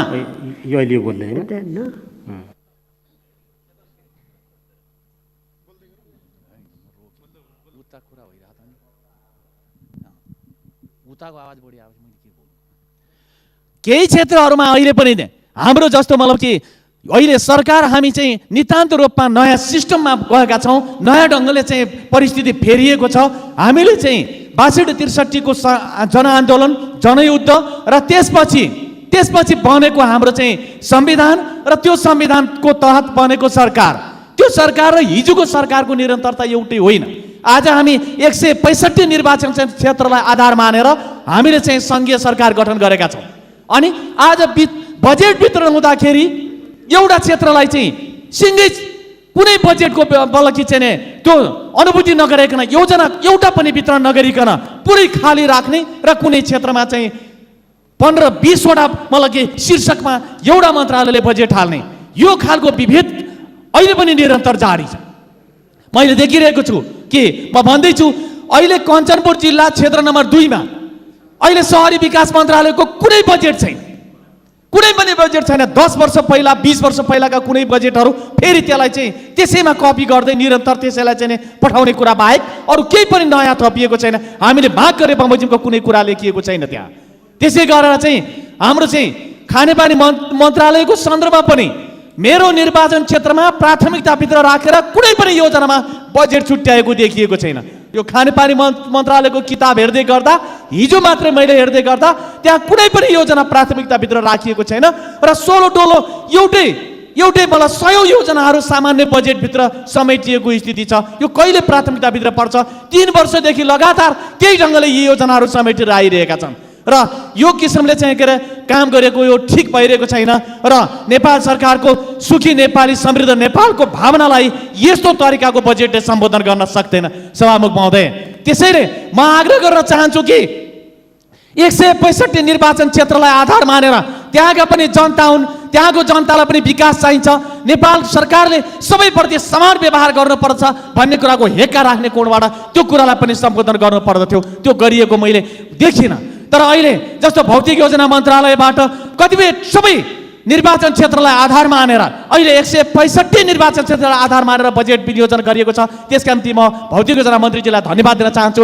दोस्रो कुरा, नेपालको इतिहासमा आज पहिलो पटक हाम्रो चाहिँ भूमि व्यवस्था मन्त्रीज्यूले जुन नक्सा ल्याउनु भएको छ, बनाउनु भएको छ, त्यसका निम्ति म हृदयदेखि धन्यवाद दिन चाहन्छु। र अहिले देशभरि रहेका सुगुम्बासी हलियाहरू र सुगुम्बासीहरू, भूमिहीनहरू र अव्यवस्थित बसोबासीहरूलाई पनि व्यवस्थापनका निम्ति आयोग बनाउनु भएको छ। त्यसको तहत चाँडोभन्दा चाँडो तिनीहरूलाई व्यवस्थापन गर्नका निम्ति अगाडि बढायोस् र 100वटा नगरपालिकाहरू स्थानीय तहहरूलाई यसपटक मतलब कि त्यो अहिले जग्गाधनी पूर्जा वितरण गर्ने भन्ने कुरा आएको छ। त्यसभित्र कञ्चनपुर जिल्ला नछुटोस् भन्ने कुरा पनि म हार्दिक आग्रह गर्न चाहन्छु। र यस सँगसँगै रक्षा मन्त्रालयको बजेट हेर्दाखेरि रक्षा मन्त्रालय कुन चिजको रक्षा गर्छ त्यहाँ बजेट केही पनि देखिरहेको छैन। आज सीमाना मिचिएको छ, देशको सीमानामा विदेशीहरूले परेड खेलिरहेको छ, त्यहाँ कुनै सेनाको उपस्थिति छैन, सुरक्षाको अनुभूति त्यहाँका जनताले गर्न पाइरहेको छैन। त्यसो हुनाले रक्षा मन्त्रालय अब केही भिआइपीहरूको रक्षा गर्ने कुरामा मात्र केन्द्रित नरहिकन मुलुकको सिङ्गो सीमा रक्षाका निम्ति राष्ट्रको सार्वभौमिक सत्ता र अखण्डताको रक्षातर्फ अब रक्षा मन्त्रालय त्यता केन्द्रित होस्, त्यता ध्यान जाओस् भन्ने कुरा म राख्न चाहन्छु। माननीय श्री थम्माया थापा, समय 4 मिनट। सम्माननीय सभामुख महोदय, आज 7वटा मन्त्रालयको विनियोजन शीर्षकमाथि छलफल गर्दैछौँ। यसरी छलफल गरिरहँदा कुन शीर्षकमा कुन जिल्लामा कति पर्यो भन्ने भन्दा पनि बजेट वितरण प्रणाली कस्तो छ र कसरी वितरण भएको छ यसको मोडालिटी सम्बन्धी छलफल गर्नुपर्ने आवश्यकता देखेको छु। सरकारले प्रस्तुत गरेको नीति कार्यक्रम बजेट वास्तवमा जनताको भावना समेट्न खोजेको र सैद्धान्तिक रूपमा राम्रो छ। नीति र कार्यक्रम बजेट वक्तव्यको मर्मलाई कति समेटेको छ भन्ने कुरामा मुख्य कुरा हो। जतिसुकै राम्रो नीति कार्यक्रम र बजेटको कुरा गरे पनि वितरणमा जनताले प्राप्त गर्ने विकास निर्माणको ठोस कार्यक्रम नै हो। विनियोजित कार्यक्रम समानुपातिक रूपले वितरण गरिएको छैन। सबै मन्त्रालयको स्थिति यस्तै देखिन्छ। हिजो देखिएको जुन वितरण प्रणाली संस्कार थियो त्यो प्रणालीमा हामीले सुधार गर्न सकेका छैनौँ।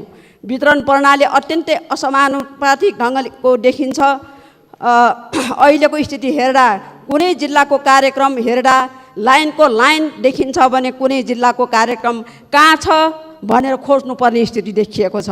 भेटिनै गाह्रो छ। यस्तै समानुपातिकको विकास कसरी हुन सक्छ, यस्तै तरिकाले समानुपातिकको विकास कसरी हुन्छ भन्ने प्रश्न उठ्न सक्छ। जबसम्म समानुपातिक विकासको मर्मलाई समात्न सक्दैनौँ तबसम्म समाजवाद उन्मुख समाज निर्माण गर्ने कुरा कोरा नारा मात्रै हुनेछ।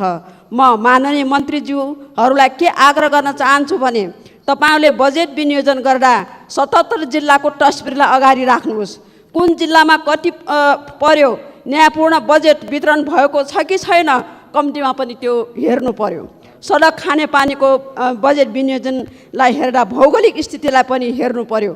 सडक निर्माण गर्दा समथर भौगोलिक स्थिति सुगम भएको ठाउँमा एउटा डोजरले 1 घन्टामा 1 किलोमिटर बाटो बनाउन सक्छ भने भौगोलिक रूपले विकट भिड पहरा भएको ठाउँमा 1 मिटर सडक बनाउँदा कति खर्च लाग्छ, कति समस्या छ भन्ने कुरा बुझ्नु पर्यो। जस्तो म एउटा उदाहरण, म्याग्दी जिल्लाको एउटा सडक गलेश्वर पिप्ले बवाफाँट डकनाम चिमखोला सडक आज 20 वर्ष भयो त्यो सुरु भएको। 96 करोड पुल लागत भएको सडकमा जम्मा 40 लाख परेको छ। यस्तै तरिकाले यो सडक 50-60 वर्षमा पनि यो सडक सम्पन्न नहुने स्थिति देखिन्छ। त्यसकारण यस्ता पुराना सडकहरूलाई 2-3 वर्षभित्र सम्पन्न गर्ने गरेर विशेष योजना बनाउनु पर्यो।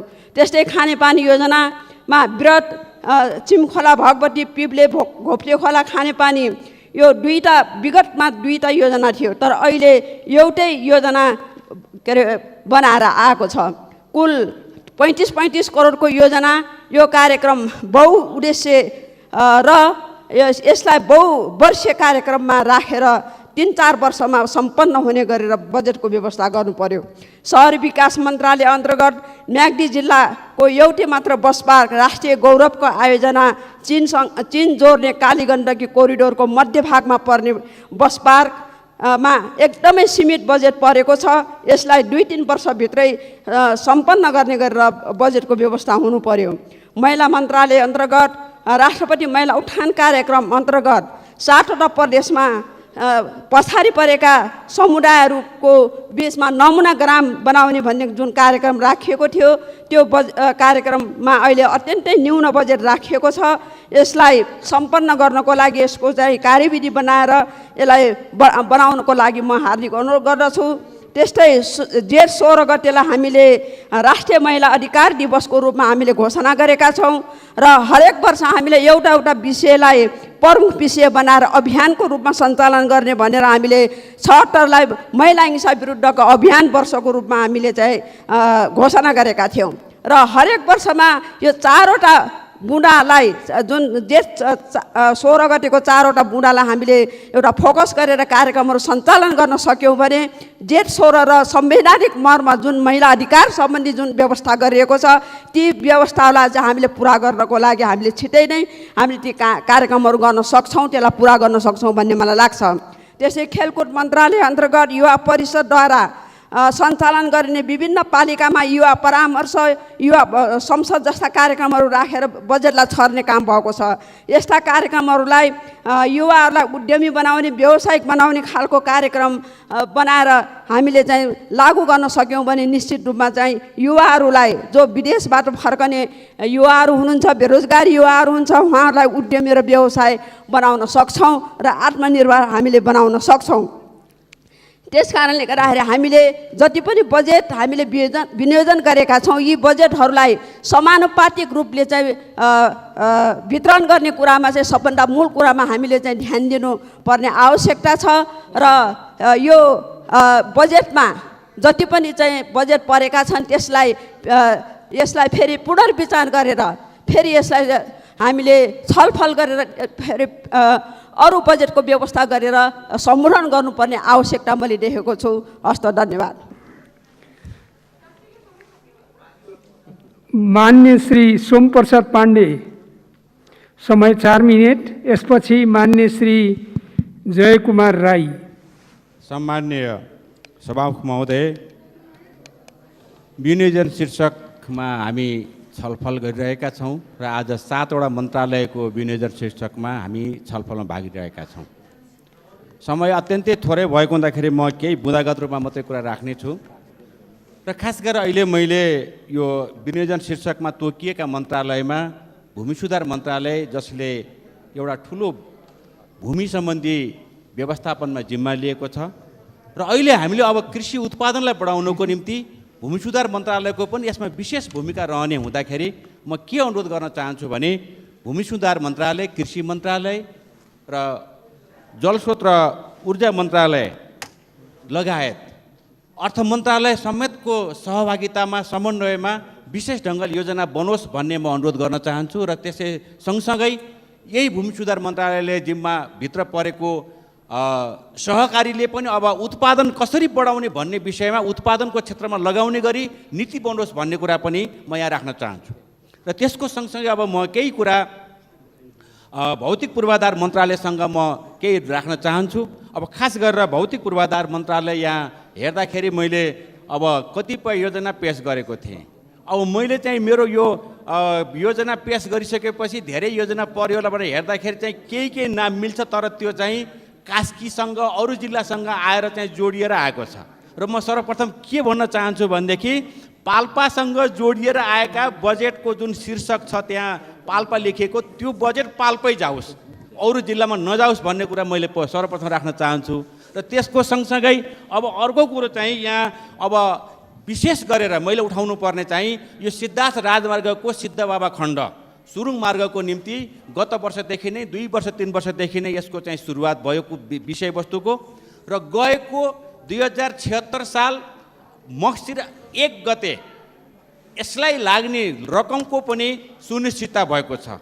10 अरब 15 करोड रुपियाँ नेपाल सरकारले सुनिश्चित गरेर त्यो खातामा पठाइसकेको हुँदाखेरि यस पटकको बजेटमा पनि नीति कार्यक्रममा पनि आयो र बजेटमा पनि आयो र बजेटमा पनि अहिले चाहिँ काम सुरु गर्नको निम्ति 3 अरब 30 करोड रुपियाँ रातो किताबमा लेखेर पनि आएको छ। त्यो 10 अरब 15 करोड मध्ये म के जोरदार रूपमा यहाँ चाहिँ माग राख्न चाहन्छु र म अनुरोध गर्न चाहन्छु भने यो काम सुरुङ मार्गको काम तत्काल सुरु गरियोस्।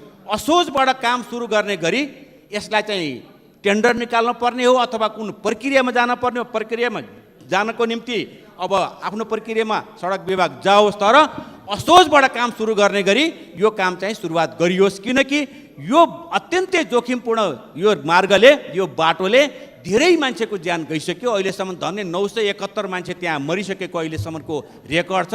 त्यसकारण चाहिँ यसमा चाहिँ विलम्ब नगरियोस्, किनकि हामी त्यहाँको जनप्रतिनिधि त्यो क्षेत्रबाट निर्वाचित भएर आएको एउटा जनप्रतिनिधि हौँ। अत्यन्तै त्यहाँ हामीलाई पनि आलोचना भएको छ, गाली खाइएको छ र जोखिमपूर्ण भएर हामी हिँड्दाखेरि पनि त्यही खालको जोखिम छ र चाहिँ सिङ्गो त्यो बाटोबाट यात्रा गर्ने धेरै यात्रीहरूले चाहिँ अत्यन्तै दर्दनाक हिसाबले चाहिँ त्यो बाटो क्रस गर्न पर्ने हुँदाखेरि चाहिँ तत्काल सुरु गरियोस् भन्ने अनुरोध गर्न चाहन्छु। र त्यसै गरी अर्को कुरा के छ भनेदेखि चाहिँ केही योजना अल्पत्र परेका छन्। जस्तो पाल्पाको माडीफाँड रिङ रोड, यसै गरी हार्थोक छहराको बाटो न त्यो सङ्घमा सङ्घमा छ न त्यो प्रदेशमा छ।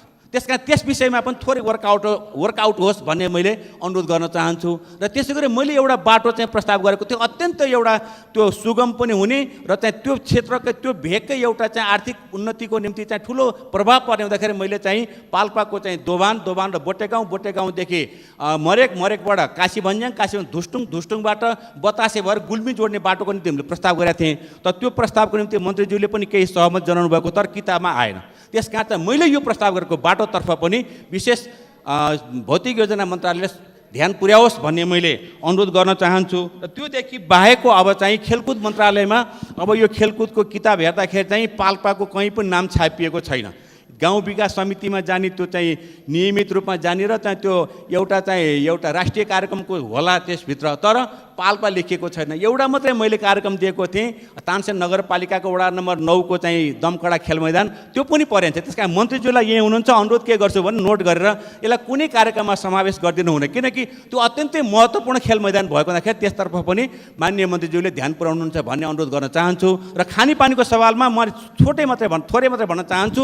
सहलगानीबाट हामीले 17 करोड 80 लाखको एउटा योजना पाल्पाको प्रवासमा सुरु भएको छ। त्यो सहलगानीबाट करिब जनताले चाहिँ 3 करोड उठाउनु पर्ने बाध्यता रह्यो। त्यसकारण चाहिँ यो सहलगानीको ठुलो योजनालाई सानो योजनामा पैसा उठ्न सक्ने सम्भावना छ, तर ठुलो योजनाको निम्ति पनि यो सहलगानीको अलिकति मोडल परिवर्तन गर्नुपर्ने आवश्यकता रहेको हुँदाखेरि त्यसतर्फ पनि खानेपानी मन्त्रालयको ध्यान आकर्षण गर्न चाहन्छु र त्यसतर्फ वर्कआउट होस् भन्ने मैले अनुरोध गर्न चाहन्छु। र तानसेनको जुन खानेपानी लिफ्टिङ हो त्यो चाहिँ पम्पिङ गर्ने चाहिँ कालीगण्डकीको यसपटक पैसा परेको छ। अलि यो कार्यालयबाट अथवा चाहिँ अहिले जुन मोडल चेन्ज भयो चाहिँ डिभिजन कार्यालय परिवर्तन हुँदाखेरि त्यो काम सुस्त भएको छ, त्यसतर्फ पनि मन्त्रालयले विशेष ध्यान दियोस् भन्ने अनुरोध गर्छु। धन्यवाद। माननीय श्री शान्ता चौधरी, समय 4 मिनट। यसपछि माननीय श्री जीवनराम श्रेष्ठ। सम्माननीय सभामुख महोदय, मन्त्रालयको विनियोजन विधेयकमाथि हामी छलफल गरिरहेका छौँ र आज कानुन न्याय तथा संसदीय मामिला मन्त्रालय महिला बालबालिका तथा ज्येष्ठ नागरिक मन्त्रालय, भौतिक पूर्वाधार तथा यातायात मन्त्रालय, शहरी विकास मन्त्रालय, खानेपानी मन्त्रालय, भूमि व्यवस्था सहकारी तथा गरिबी निवारण मन्त्रालयमा र युवा तथा खेलकुद मन्त्रालयको विधेयकमाथि हामीले विनियोजन विधेयकमाथि छलफल गरिरहेका छौँ। सभामुख महोदय, म सर्वप्रथम हामी विनियोजन विधेयकमाथि छलफल गरिरहँदाखेरि केही मित्रज्यूहरूले सम्मानित संस्थामाथि एउटा आपत्तिजनक शब्द प्रयोग गर्नुभएको छ। म खेद व्यक्त गर्न चाहन्छु र विषयवस्तुभन्दा बाहिर गएर हामीले सम्माननीय राष्ट्रपतिलाई बदनाम गर्ने ढङ्गले अभिव्यक्ति दिएका छौँ। यसप्रति मेरो खेद व्यक्त गर्न चाहन्छु। सभामुख महोदय, भूमि व्यवस्था सहकारी गरिबी निवारण मन्त्रालयको विषयमा म केही सुझावहरू राख्न चाहन्छु। यस मन्त्रालयले धेरै महत्त्वपूर्ण कार्यक्रम समावेश गरेको छ। प्रदेश र स्थानीय तहको समन्वयमा महिलाको नाममा जग्गाको स्वामित्व हस्तान्तरण गर्दा थप सहुलियत दिने व्यवस्था ज्यादै महत्त्वपूर्ण गरेको छ। 60 मालपोत र नापी कार्यालयलाई स्थानीय तहमा अभिलेख सहित हस्तान्तरण गरिने विषयले सङ्घीयता कार्यान्वयनमा नयाँ फड्को लिने मैले निकै राम्रो सम्भावना देखेको छु। मुक्त कमैया, हलिया, हरुवा, चरुवा, कमलरी लगायतका सुकुम्बासी भूमिहीन र सीमान्तकृत परिवारको जीविकोपार्जन सम्बन्धी कार्यक्रम सीमान्त तहका नागरिकको जीविकोपार्जनमा सहयोग पुग्ने मैले देखेको छु। सुकुम्बासीको व्यवस्थापन तथा अव्यवस्थित बसोबासीलाई व्यवस्थित गर्न 100 स्थानीय तहमा मात्र कार्यक्रम सञ्चालन गर्ने विषय यो अलिकति व्यावहारिक भएन कि भन्ने लागेको छ। त्यसैले समस्या भएका सबै स्थानीय तहमा यो कार्यक्रम सञ्चालन गर्नुपर्छ भन्ने म सम्बन्धित मन्त्रालयलाई सुझाव दिन चाहन्छु। भूमि बैंकको भूमि बैंक मन्त्रालयले जुन ल्याएको छ यो आफैमा निकै महत्त्वपूर्ण छ भन्ने लाग्छ। यो एउटा ऐतिहासिक कदम अगाडि बढाएको छ मन्त्रालयले। म मन्त्रालयलाई फेरि पनि हार्दिक धन्यवाद दिन चाहन्छु। तर यसमा केही विचार गर्न पर्ने देखेको छु मैले। भूमि बैंक कार्यान्वयन पूर्व यसको कार्यविधि बनाउँदा चाहिँ विगतका सिकाइहरूलाई सिक्दै हाल अधिया र बटियामा जग्गा कमाइरहेका परिवारमा यसले के असर पार्छ भन्ने कुरामा चाहिँ ध्यान दिन जरुरी छ। यसमा सावधानी अपनाइएन भने चाहिँ कम्पनीको नाममा फेरि पनि धनी मानिसहरूको हातमा भूमि पुग्ने खतरा देखिन्छ। त्यसकारणले यस विषयमा मन्त्रालयले अलिक गम्भीरतापूर्वक ध्यान दिँदै अगाडि बढ्नुपर्छ भन्ने लाग्छ। सभामुख महोदय, अन्तिममा चाहिँ मैले यो अतिक्रमित भूमिलाई समेटेर नेपालको नयाँ नक्सा समेटेर ठुलो काम भएको छ। म मन्त्रालयलाई फेरि पनि धन्यवाद दिन चाहन्छु।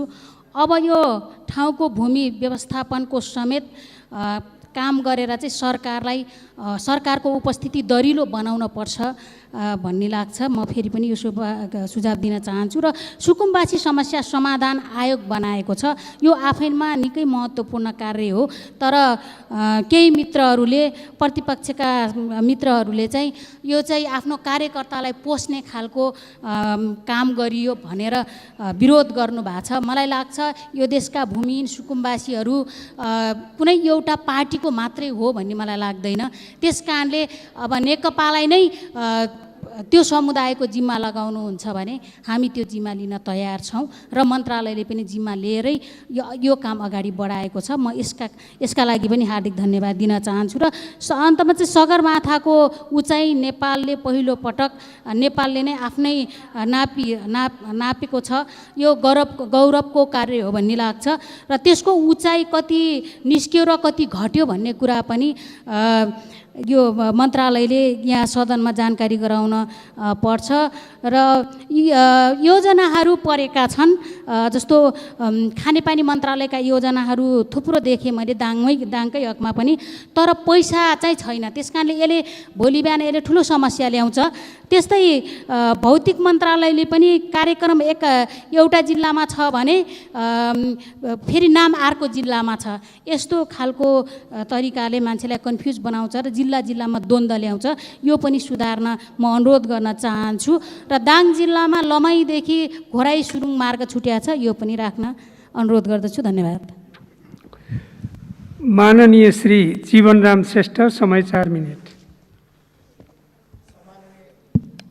सम्माननीय सभामुख महोदय, आज 7वटा मन्त्रालयको विनियोजित बजेट सम्बन्धमा छलफलमा सहभागी भइरहेको छु र यो बजेटको सन्दर्भमा छलफल गर्नुपर्दाखेरि अहिले पनि सबै विनियोजित बजेटहरूलाई हेर्दा मन्त्रालयको चाहिँ नि बजेट केलाउँदाखेरि अझै जुन ढङ्गबाट सन्तुलित हुनुपर्ने हो त्यो सन्तुलित हुन सकेको छैन। अब मैले दिएका योजना कति पर्यो परेन त्यो छुट्टै कुरा भयो, तर यो सन्तुलित गर्नको लागि र आफ्नो क्षेत्रमा योजना पार्नको लागि मन्त्री नै हुनुपर्ने, शीर्षस्थ पार्टीका नेताहरू नै हुनुपर्ने यो कुराको अन्त्य हुनुपर्छ भन्ने कुरा मलाई चाहिँ नि लाग्छ। र जहाँसम्म यो पूर्वाधार विकास क्षेत्र पूर्वाधार विकास कोषको सन्दर्भमा विभिन्न चर्चा परिचर्चा चल्ने गरेको छ र यो हिसाबले सन्तुलित बजेट नहुने भएको हुनाले नै यो कोषको आवश्यकता परेको हो।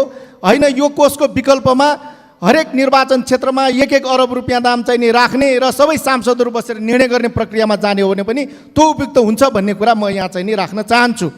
अर्को भनेको जहाँसम्म यो बजेट अहिले कोरोनाको जुन सकसको बिचमा आएको छ, विश्वलाई नै यो सङ्क्रमण र यो महामारीले चाहिँ नि आक्रान्त बनाएको छ, विश्व अर्थतन्त्रलाई खुम्च्याएको छ, हाम्रो देशको अर्थतन्त्रलाई चाहिँ यसले खुम्च्याएको छ।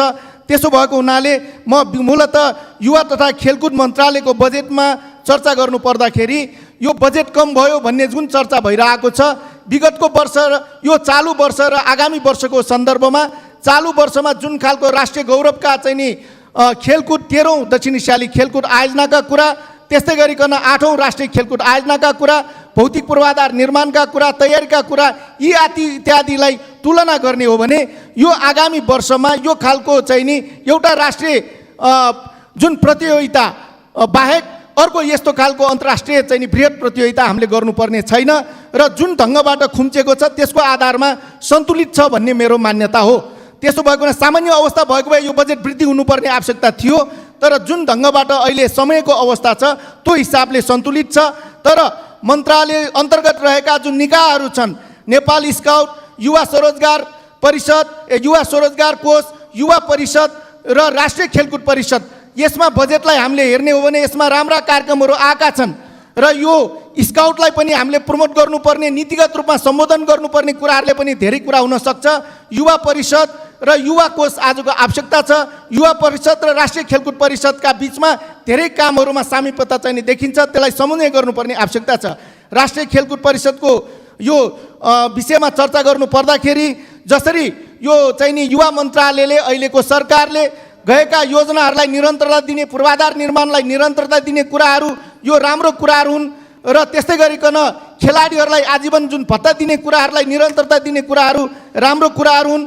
त्यसको अतिरिक्त पनि अहिले जुन खालको सफलता हामीले 13औं दक्षिण एसियाली खेलकुदमा प्राप्त गरेका छौँ र 51वटा गोल्ड मेडल प्राप्त गरेको उचाइबाट यो युवा मन्त्रालयले राष्ट्रिय खेलकुद परिषदको बजेट विनियोजन गर्ने कुरामा, कार्यक्रम तय गर्ने कुरामा त्यो चाहिँ नि ध्यान दिन सकेन कि भन्ने मलाई लाग्छ र संघीयताको जुन स्पिरिट अनुसारको नयाँ ऐन आइरहेको अवस्थामा त्यो खालको कार्यक्रमहरू रहेन। यो कनिका छर्ने जस्तो स्थिति चाहिँ नि मैले देखेको छु र खेलकुदको जुन हामीले हिजोको सफलतालाई हेर्ने हो भने, दक्षिण एसियाली खेलकुदमा प्राप्त गरेको सफलता हेर्ने हो भने 4 वर्षसम्म निरन्तर खेलाडीहरूलाई जुन अभ्यास गराएको कारणले, क्लोज क्याम्पमा राखेको कारणले त्यो सफलता प्राप्त भएको छ र त्यस्तै गरिकन मन्त्रालय, राष्ट्रिय खेलकुद परिषद, ओलम्पिक कमिटीले गरेको जुन एउटा भूमिकाको कारणले त्यो सफलता हामीले हासिल गरेका छौँ र यो बजेटमा जुन खालको तालिमको लागि यो कोरोनाको जुन चाहिँ नि एउटा जुन समस्याको अवस्थामा हामीले खेलकुदलाई नयाँ ढङ्गबाट लैजाने कुराहरूमा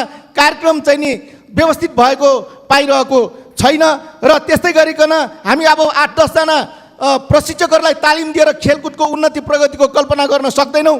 नयाँ ढङ्गबाट नयाँ उचाइबाट दृष्टिकोण बनाउनु पर्ने आवश्यकता छ र त्यस्तै गरिकन खेलकुदको यो जनशक्ति तयार गर्नको लागि विश्वविद्यालय खेलकुदको एउटा विश्वविद्यालयको चाहिँ स्थापनाको तर्फ ध्यान दिनुपर्ने आवश्यकता छ भन्ने कुरा म सम्बन्धित मन्त्रालयलाई अनुरोध गर्न चाहन्छु। र त्यस्तै गरिकन हाम्रो देशले राष्ट्रिय खेलकुदको घोषणा गर्यो भलिबल, तर बजेटमा हामीले हेऱ्यौँ भने त्यो भलिबलको विकासको लागि जुन ढङ्गबाट पूर्वाधारको लागि विनियोजित हुनुपर्ने हो त्यो खालको अवस्थाहरू देखेको छैन। खेलकुदको विकासको लागि सङ्घहरूलाई अनुदान दिने कुरा र त्यस्तै गरिकन विभिन्न खेलको वर्गीकरण गरेर त्यसलाई प्राथमिकतासहित सम्भावित भएका खेलहरूलाई लगानी गर्ने कुराहरू उचित मात्रामा भएको पाइरहेको छैन। यतातर्फ ध्यान दिन सकेनौँ भने हामीले खेलकुदको तर्फबाट जुन राष्ट्रिय गौरवका कुराहरू त्यस्तै गरिकन राष्ट्रिय प्रतिष्ठाका कुराहरू सबै नागरिकहरूलाई स्वस्थ राख्ने कुराहरूमा सफलता प्राप्त